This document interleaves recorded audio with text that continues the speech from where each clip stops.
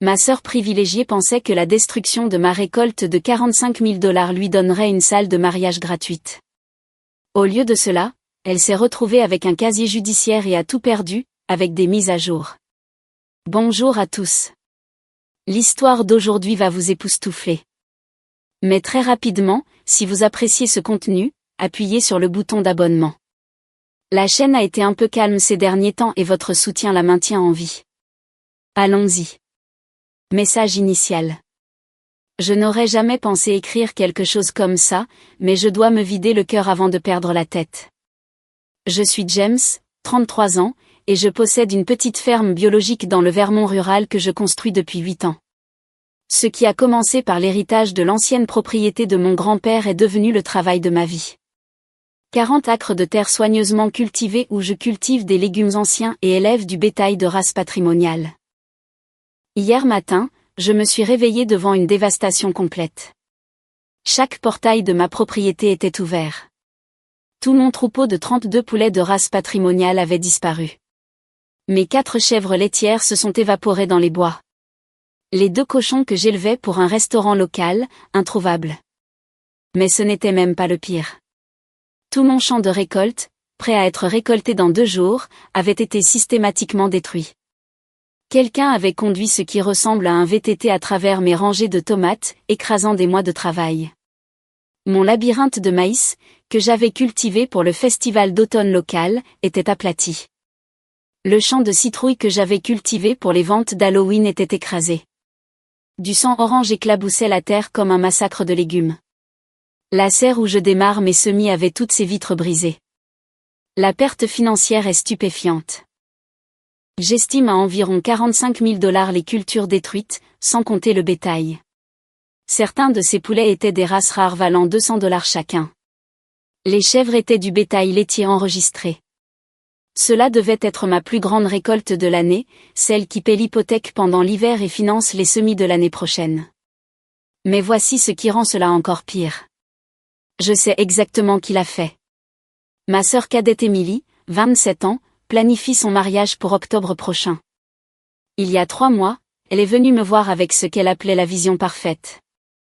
Elle voulait organiser son mariage de 150 personnes dans ma ferme. Elle avait vu ses tableaux Pinterest de mariage rustique dans des granges et avait décidé que ma propriété serait absolument parfaite pour son mariage de rêve champêtre en automne. Je lui ai dit non. J'ai expliqué qu'octobre est la saison des récoltes, que j'aurais des clients payants venant pour les citrouilles et les visites du labyrinthe de maïs, que je ne pouvais pas fermer mon entreprise pour son mariage. Je lui ai proposé de l'aider à trouver d'autres lieux, j'ai même proposé de payer une partie, mais elle voulait spécifiquement ma ferme. Elle a dit que j'étais égoïste, que la famille passait avant tout, que je choisissais l'argent plutôt que son bonheur.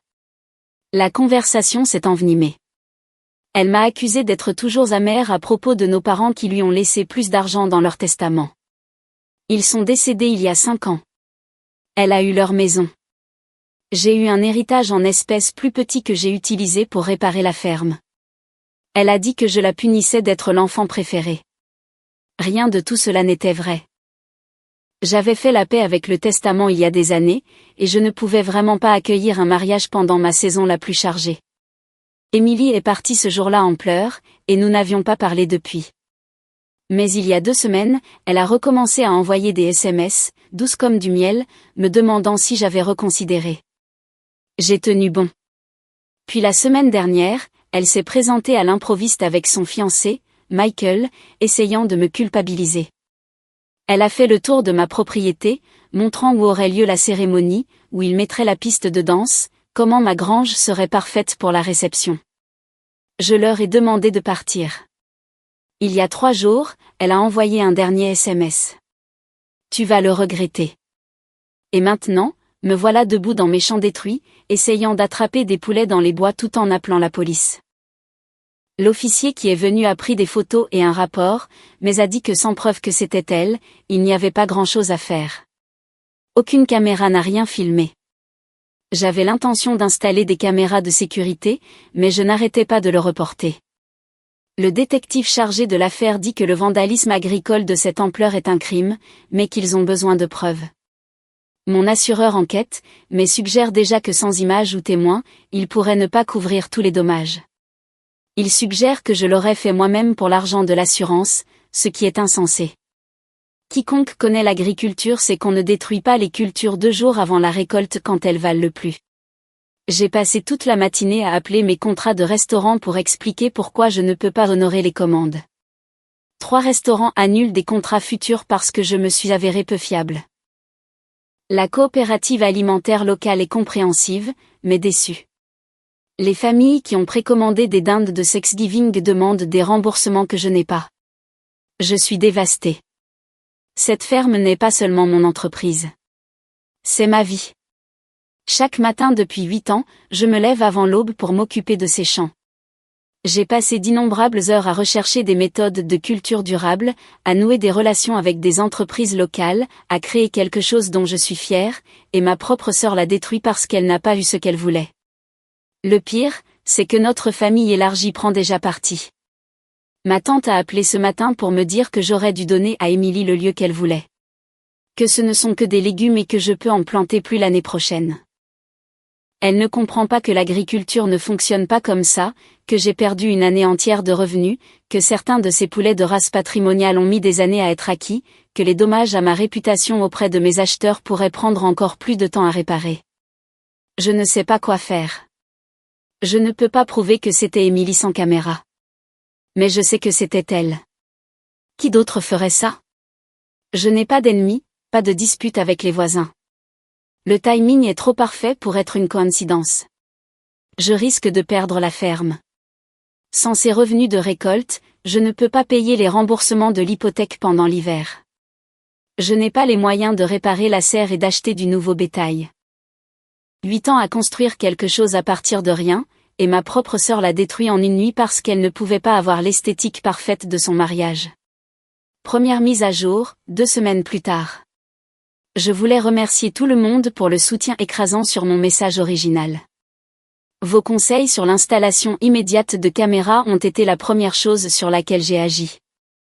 J'ai maximisé ma carte de crédit pour installer un système de sécurité complet.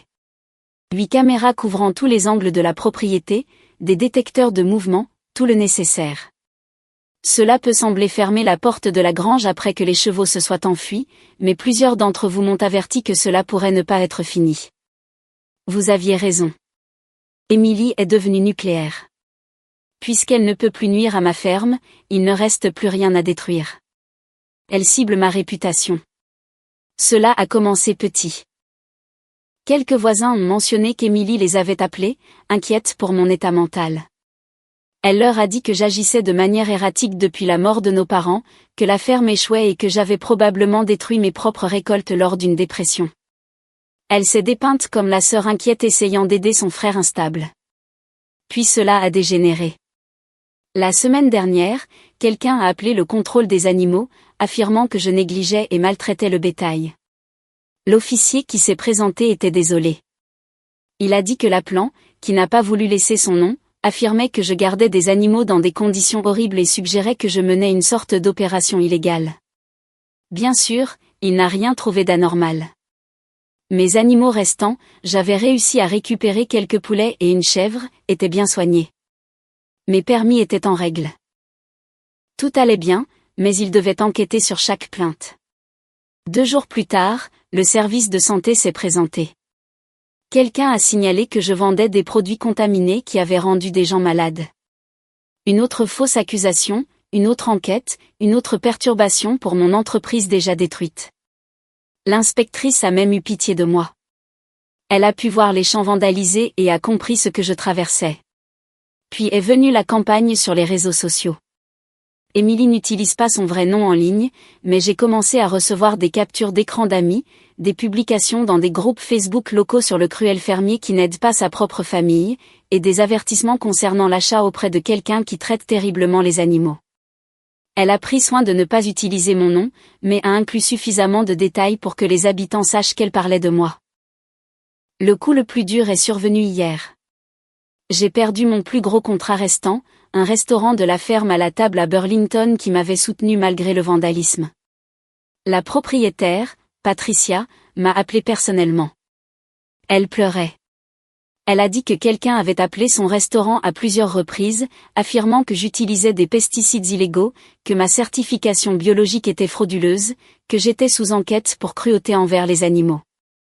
Elle n'y croyait pas, mais ses partenaires commerciaux s'inquiétaient de l'association. Elle a dû rompre les liens.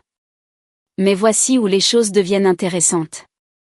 Vous vous souvenez de ces caméras que j'ai installées? Elles ont filmé quelque chose. Il y a 4 nuits, vers 2 heures du matin, elles ont capturé une silhouette s'approchant de ma propriété. La personne portait des vêtements sombres et une capuche, mais elle ne connaissait pas tous les angles de caméra. Lorsqu'elle s'est retournée pour vérifier si quelqu'un regardait, une caméra a obtenu un cliché clair de son visage. C'était Michael, le fiancé d'Emily. Il n'a rien fait cette nuit-là. Il a juste marché le long du périmètre, visiblement en train de repérer les caméras et les nouvelles mesures de sécurité. Mais voici le truc. Il était en train de s'introduire illégalement et je l'ai en vidéo. Ce n'est pas grand-chose, mais c'est quelque chose. J'ai apporté les images à la police. Le détective chargé de mon affaire, le détective Harrison, était très intéressé. Il a dit que cela, combiné à un schéma de harcèlement, était suffisant pour commencer à construire une véritable affaire. Il a également laissé échapper qu'ils avaient enquêté sur un vandalisme agricole similaire dans le comté voisin. Apparemment, quelqu'un avait détruit les récoltes d'une autre ferme il y a 3 mois dans des circonstances suspectes. J'ai engagé un avocat avec de l'argent que je n'ai pas. Robert, un vieil ami du lycée devenu avocat, prend l'affaire à un tarif réduit. Il dépose une ordonnance restrictive contre Emily et Michael, et nous documentons tout pour une action civile. Il a également suggéré quelque chose de brillant. Il a déposé des demandes d'accès à l'information pour toutes les plaintes anonymes déposées contre moi. Si nous pouvons prouver qu'elles proviennent des téléphones d'Emily ou de Michael, nous avons des preuves de harcèlement. Le soutien de la communauté a été inattendu. Après que la nouvelle de ce qui s'était réellement passé se soit répandue, les ragots de la petite ville ont fonctionné dans les 2 sens. Les gens ont commencé à venir aider. Un agriculteur voisin m'a apporté 20 poules pondeuses pour m'aider à reconstituer mon troupeau. Le club de jardinage local a organisé une collecte de fonds qui a rapporté $3000. Ce n'est pas assez pour sauver la ferme, mais ça permet de maintenir les lumières allumées pour l'instant. Patricia du restaurant a rappelé hier soir. Elle avait mené sa propre enquête et s'était rendue compte que les appels me concernant provenaient tous du même numéro. Elle est prête à témoigner si nécessaire et souhaite rétablir notre contrat une fois que je serai de nouveau opérationnel, si jamais je le suis. Emily, quant à elle, est restée silencieuse avec la famille. Notre tante, qui était initialement de son côté, m'a appelé hier pour s'excuser. Apparemment, Emily lui avait demandé de l'argent pour payer des acomptes de salle de mariage, affirmant que je lui avais ruiné ses finances en la forçant à réserver ailleurs. Lorsque notre tante a mentionné le vandalisme de la ferme, Emily a explosé, la traitant de traître et rompant les ponts avec elle. Cette réaction a dit à notre tante tout ce qu'elle avait besoin de savoir. Je risque toujours de perdre la ferme. La société de prêt hypothécaire n'est pas intéressée par les histoires tristes, et j'ai maintenant 2 paiements de retard, mais Robert pense que nous pourrions avoir une affaire criminelle, surtout si nous pouvons relier Emily au vandalisme précédent. Et si nous pouvons prouver qu'elle a fait les faux rapports, c'est du harcèlement criminel. Je suis épuisée. Je suis en colère. J'ai le cœur brisé que ma propre sœur ait fait ça, mais je n'abandonne pas. Cette ferme était le rêve de notre grand-père avant d'être le mien, et je serais maudit si je laissais la crise d'Emily détruire 3 générations de travail. Deuxième mise à jour, 6 semaines plus tard. J'écris cette mise à jour depuis le bureau de mon avocat parce que je tremble trop pour taper correctement à la maison. Nous l'avons eu. Nous l'avons vraiment eu. Vous vous souvenez du précédent cas de vandalisme agricole mentionné par le détective Harrison? Il s'avère que la victime était un autre petit propriétaire agricole nommé David qui avait également refusé d'accueillir un événement. Dans son cas, une réunion d'anciens élèves que quelqu'un organisait. Le schéma de vandalisme était identique. Portes ouvertes, récolte détruite juste avant la récolte, vitres de serre brisées. Le moment était 3 mois avant mon incident. Le détective Harrison travaillait sur les 2 cas lorsqu'il a remarqué quelque chose d'intéressant. Le même numéro de téléphone avait appelé David et moi dans les semaines précédant nos vandalismes respectifs. C'était un téléphone prépayé. Mais c'est là qu'Emily a tout gâché. Elle l'a utilisé pour commander des fournitures de mariage en ligne et les a fait livrer chez elle. Avec cette connexion, la police a obtenu un mandat pour ses relevés téléphoniques et a tout trouvé. Des SMS à Michael planifiant toute l'affaire. Des recherches Google sur la façon de détruire rapidement les récoltes et les lois sur le vandalisme agricole dans le Vermont. Des photos qu'elle avait prises de ma ferme lors de sa visite du lieu avec les portes et les bâtiments encerclés. Elle avait même recherché la valeur des poulets de race patrimoniale, vraisemblablement pour causer le maximum de dégâts. Mais la preuve irréfutable. Elle avait gardé des vidéos sur son téléphone. Des vidéos d'elle et de Michael détruisant mes champs, riant en écrasant des citrouilles, hurlant en conduisant le VTT à travers mon maïs. Elle avait tout filmé, vraisemblablement pour revivre sa victoire plus tard. Les métadonnées ont prouvé qu'elles avaient été prises la nuit du vandalisme. Ils ont arrêté Emily hier matin sur son lieu de travail. Elle est responsable marketing dans une entreprise de Burlington, où l'était. Ils l'ont licenciée immédiatement quand la police s'est présentée. Michael a été arrêté à la salle de sport. Ils sont tous deux accusés de vandalisme agricole criminel, de méfaits criminels, de conspiration et de harcèlement criminel.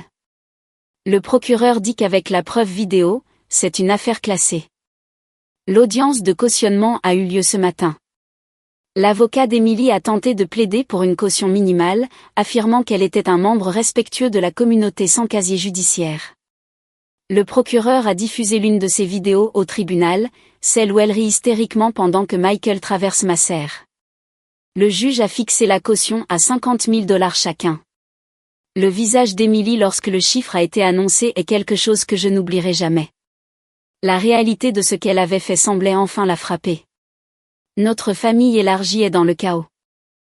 Emily avait dit à tout le monde qu'elle planifiait un beau mariage d'automne, mais n'avait pas mentionné qu'elle avait déjà été contrainte de réserver un autre lieu. Maintenant, ils apprennent qu'elle risque la prison à la place. Notre cousin a appelé pour me dire que le mariage d'Emily est annulé. Les parents de Michael sont mortifiés et l'ont convaincue de la quitter. La salle de mariage qu'elle avait réservée refuse de lui rembourser son acompte, citant une clause d'activité criminelle dans leur contrat. Voici la partie qui m'a vraiment fait pleurer. La réaction de la communauté a été écrasante. Une fois la nouvelle des arrestations diffusée, 3 stations de télévision locales ont repris l'histoire. Sœur détruit la ferme familiale par vengeance pour un lieu de mariage était le titre qui est devenu viral. Mon GoFundMe, qui avait du mal, a explosé. En 48 heures, nous avons récolté $127 000.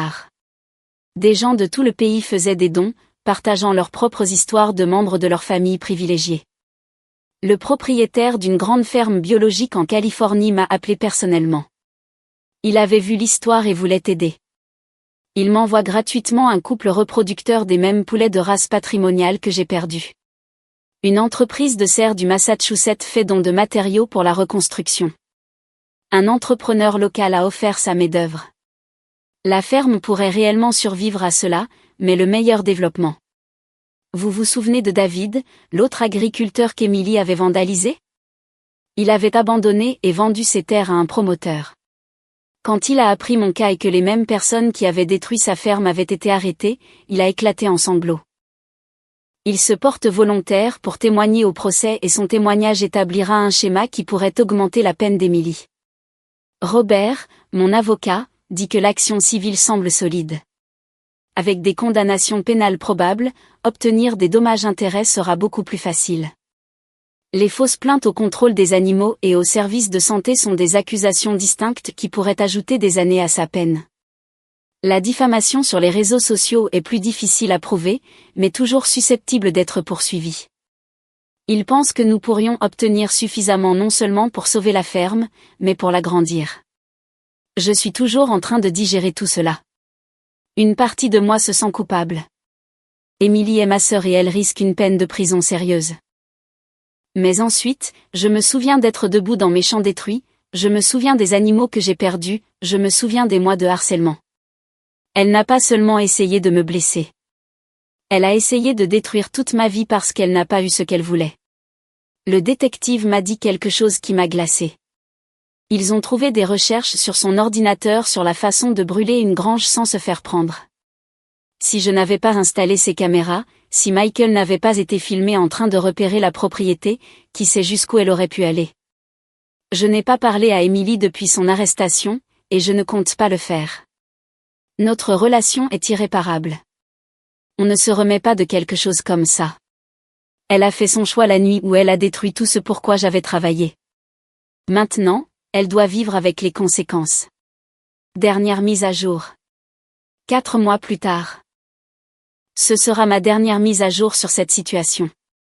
Emily a été condamnée la semaine dernière et j'ai enfin l'impression de pouvoir clore ce chapitre de ma vie. Le procès a été brutal mais rapide. L'avocat d'Emily a tenté de plaider pour un accord de plaidoyer, mais le procureur n'était pas intéressé par moins qu'une peine de prison significative. Quand Emily a pris la parole, elle a essayé de se dépeindre comme une mariée stressée qui a commis une erreur momentanée. Le procureur a alors diffusé les 43 minutes de vidéo qu'elle avait enregistrées du vandalisme. Le jury l'a vu détruire méthodiquement mes récoltes, l'a entendu dire des choses comme « ça lui apprendra à me dire non », et il aime ces stupides poulets plus que sa propre sœur. Voyons comment il aime les perdre. Le pire pour sa défense fut lorsque Michael a témoigné contre elle dans le cadre de son propre accord de plaidoyer. Il a révélé qu'Emily avait déjà fait cela auparavant. Apparemment, elle avait vandalisé la voiture d'un ex-petit ami lorsqu'il avait rompu avec elle à l'université, rayé l'ordinateur portable de sa colocataire quand elle ne voulait pas changer de chambre, et avait été licenciée de 2 emplois précédents pour comportement vindicatif envers des collègues. Elle s'en était toujours sortie avant, ce qui l'a encouragée à aller plus loin. Le jury a délibéré pendant moins de 2 heures, coupable de tous les chefs d'accusation. Le juge, dans sa déclaration de condamnation, a déclaré que c'était l'un des cas de destruction de propriété les plus vindicatifs et délibérés qu'il ait vu en 30 ans de carrière. Il a spécifiquement noté que le vandalisme agricole attaque la chaîne d'approvisionnement alimentaire et affecte des communautés entières, pas seulement l'agriculteur individuel. Emily a été condamnée à 4 ans de prison avec 2 ans avec sursis, ce qui signifie qu'elle purgera un minimum de 2 ans. Elle doit également payer 73 000 $ en restitution et effectuer 500 $ de services communautaires dans des fermes locales après sa libération. Le juge a également émis une ordonnance restrictive permanente. Elle ne pourra plus jamais me contacter ni s'approcher à moins de 300 mètres de ma propriété. Michael a écopé de 18 mois avec la majeure partie suspendue, à condition de témoigner contre Emily et de terminer sa probation. Il a déjà déménagé hors de l'État pour vivre avec ses parents. J'ai entendu dire qu'il est en thérapie, essayant de comprendre comment il a été entraîné dans le comportement destructeur d'Emily. L'action civile a été réglée à l'amiable. Emily a dû liquider son héritage de nos parents, la maison qu'elle avait, pour payer le règlement. Après les frais juridiques, j'ai reçu suffisamment pour non seulement sauver la ferme, mais aussi apporter des améliorations majeures. J'ai installé un système de sécurité de pointe, construit une nouvelle serre avec des vitres renforcées et étendu mes activités. Le soutien de la communauté a été transformateur. J'ai maintenant 3 employés à temps partiel, ce que je ne pouvais pas me permettre auparavant. Nous sommes passés de 40 à 60 acres après que j'ai pu acheter la propriété adjacente. Le restaurant de la ferme à la table de Burlington a fait de moi son fournisseur exclusif de produits, et j'ai été présenté dans plusieurs magazines régionaux comme une histoire de réussite de résilience communautaire. Le côté positif inattendu. David, l'autre agriculteur qu'Emily a vandalisé, a utilisé une partie de son règlement de l'affaire pénale pour racheter une partie de son ancienne terre. Nous nous sommes associés sur plusieurs projets, et il est question de créer une coopérative agricole locale pour soutenir les petites entreprises agricoles de la région. Quant à mes relations familiales, elles sont compliquées, mais en voie de guérison. Les proches qui avaient initialement pris le parti d'Emily se sont excusés, bien que j'ai gardé la plupart d'entre eux à distance. La confiance, une fois brisée, n'est pas facilement reconstruite.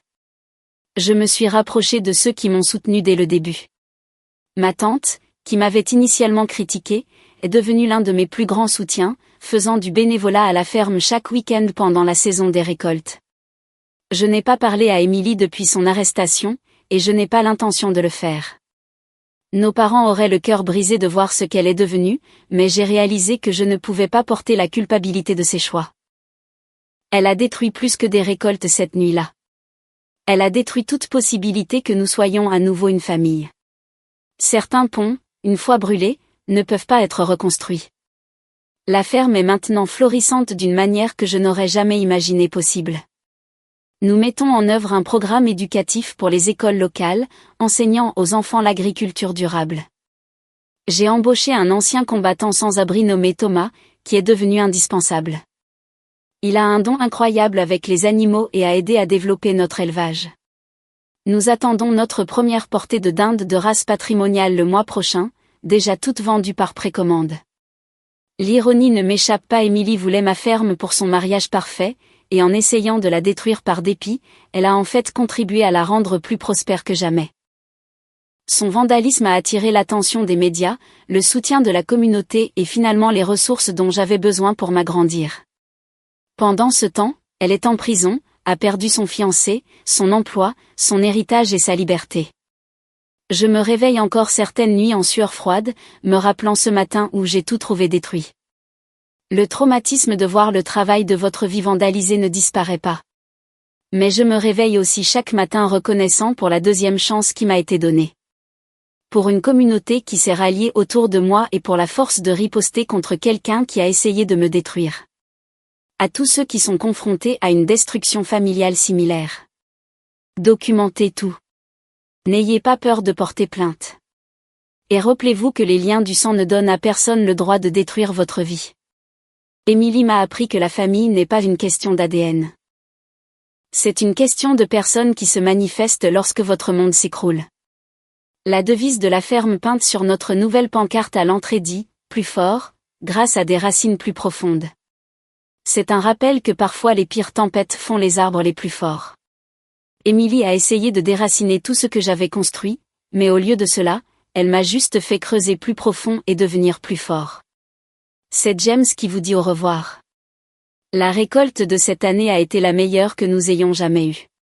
Épilogue. 6 mois après le procès, j'ai reçu une lettre d'Émilie par l'intermédiaire de son avocat. Elle voulait s'excuser et a demandé si nous pouvions nous réconcilier à sa sortie. J'ai demandé à mon avocat de répondre par un simple message. Non. Certaines actions ont des conséquences permanentes. Elle a utilisé une masse sur notre relation de la même manière qu'elle a utilisé un VTT sur mon champ de maïs. Il n'y a pas de retour en arrière possible. L'ordonnance restrictive est maintenue et quand elle sortira, elle devra construire une nouvelle vie qui ne m'inclut pas. Je lui souhaite bonne chance, mais à distance, une distance très permanente.